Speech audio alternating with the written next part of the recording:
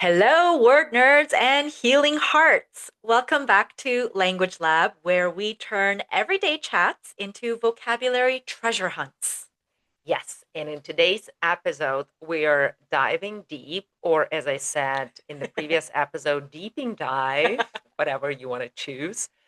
So we're diving deep into the language of therapy. We just wrapped up a powerful conversation with Alisa, a newly certified therapist, and there were some feelings and some phrases. There certainly were. So grab your notebook, your emotional support tea, and let's dissect the language of healing one term at a time. Let's go! And the first word that we wanted to bring up is the word acquire. And to acquire is a fancy way of saying get or gain, especially skills, knowledge, or habits. You don't just stumble into wisdom, you acquire it. Yes. Think about it like a Pokemon for your brain. Gotta catch them all. Yep. Okay, our next word is the word frustrated. And this is a feeling. It's a word that describes a feeling. And it's the feeling when like nothing is going your way and you just want to like scream into the pillow. That's frustration. Yep. And we did mention a couple of times during our interview something that is called Gestalt therapy. And it's not a pasta dish, okay? It's not any kind of food or whatever. It's a therapy approach, actually, that focuses on the present moment and personal responsibility. And it's all about seeing the whole picture, like emotional Google Maps. Think about Ooh, it this yeah. way. Okay. Mhm. Deserve. To deserve something means that you have earned it, good or bad. Like I can say, for example, you deserve a break today. You work so hard. You deserve a cookie. Yeah, cookie would be nice. Do you Yeah, have any cookies? I might actually. I'll go check. Ooh, yes. Cookie. We'll deserve a We cookie deserve a after cookie. recording this Yes. episode. The next word on the list is the word tricky. And tricky is something sneaky or complicated, a little puzzly. And if something is tricky, it's not straightforward.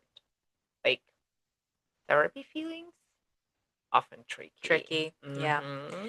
Our next word is vulnerability or like vulnerable. And basically, vulnerability is when you're kind of showing your soft spots in a more emotional sense of Mm-hmm. the word.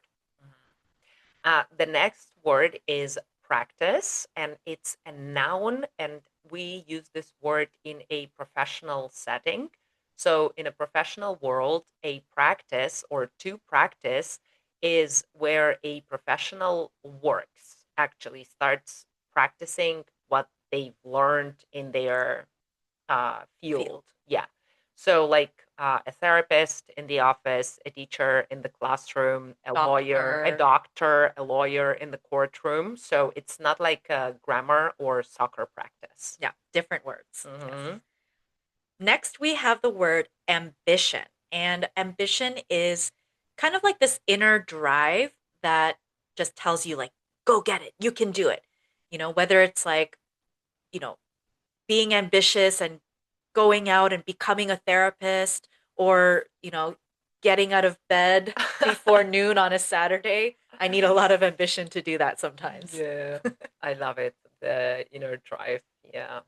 Hmm. The next word on the list is the word consuming. And consuming is when something takes up all your time consuming, money consuming, energy consuming, or even your mental space. Yeah, exactly.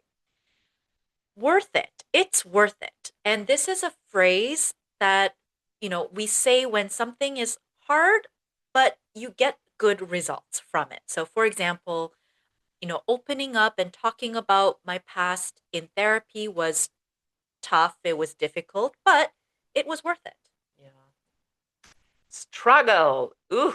And when you struggle, you have a hard time with something. It's a universal human experience, I guess. Hmm. And it can also describe my relationship with assembling IKEA furniture.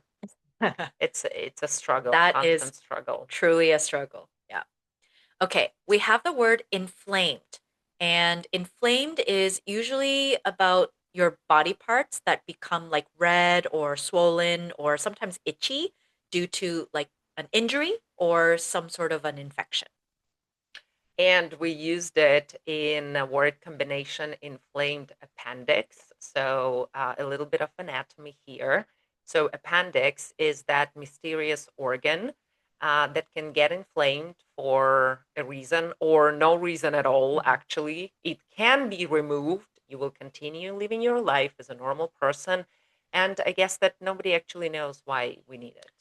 Yeah, I don't think I think it's a useless organ, right? Yeah, I Yeah. was told once that it's a kind of like, like a garbage chute that Oh, sometimes like it absorbs like the toxins and stuff, but don't quote me on that. Yeah, interesting. but anyway. All right. Now, we use this term like inflamed appendix as an analogy, and that's our next vocabulary word. Analogy means you are comparing two things just to clarify or to make your idea clearer. So, for example, here's an analogy. Therapy is like flossing your teeth. It's uncomfortable, but it's necessary. So true, so true. Uh, Next, we again in our interview we did use the word trauma or traumatizing quite a lot. And if something is if something is traumatizing, it's something that causes serious emotional Yeah. distress. And it like affects how you behave in your Hmm. regular life now, right? Next word is pretend. And the word pretend is to act like something is true when it's not. We all pretend sometimes, right? Like when you're a kid, you can pretend and you can play Play pretend. house or play pretend, play teacher and student, like that. That's pretend. Yeah. The next word is quote. Quote. Usually people would use it with like the finger Hmm. quotation marks. And to quote means to repeat someone else's words, especially dramatic ones. And I quote, you have to feel to heal it. That's a good quote. Yeah. Next word is approach. And the word approach means like basically how you handle a situation. So, you know, therapy, for example, has many different approaches, kind of like, here's another analogy, different flavors of emotional ice Oh, cream. I love Yeah. it. Yeah, good one. The next word is advocate. An advocate is someone who publicly supports an idea. Like Hannah mentioned in an interview that we are advocates for therapy. Mhm. So, yeah, you might be an advocate for mental health awareness or just for longer naps. I am truly an advocate of longer naps. Yes. Rapport. Rapport is this warm connection that you build with someone where, the communication becomes very easy and everybody involved feels comfortable and respected, right? Good one. Yeah. Yes. Like us, we have a very good Yes, rapport. we do. Yeah. Yeah. This is the example of a good Yeah. rapport. Yeah. Piss somebody off. Ooh. I love this expression. And to piss somebody off is a more colorful way to say make someone really mad. But, disclaimer, use it sparingly. Be careful with this and preferably not on your own Ooh, therapist yeah, don't or do your that. parents. Don't do that. Yeah. Next word is the word stigma. A stigma is kind of this negative attitude or belief or behavior that's directed towards a group of people. Like we were saying that in for the older generation, therapy kind of has a negative stigma. Mhm. That's so true. The next word on the list is the word victim, and victim is someone who has suffered harm emotionally, physically, or otherwise. And therapy actually helps people move from victim to survivor. Yeah. Narcissist. And narcissist is someone who is very self centered or kind of they only think about themselves. Like think about like an emotional selfie stick or something. But remember it is actually a real psychological condition. Some people use it as an insult, but Hmm. it is an actual condition. Yeah. Connotation, we did use this word in our interview, and connotation is the positive or negative feeling that a word or a concept gives off apart from what it actually means. Yeah. All right. And lastly, we have the word sarcastic. And when you are being sarcastic, you are saying the opposite of what you actually mean, right? So it's like, oh, great. I love crying in public. It's my favorite thing to do. In the whole wide Yeah. world. Yeah. Wonderful. Okay. And that's our therapy inspired language breakdown. And who knew that our feelings need so much vocabulary? You really do. You really do. Hmm.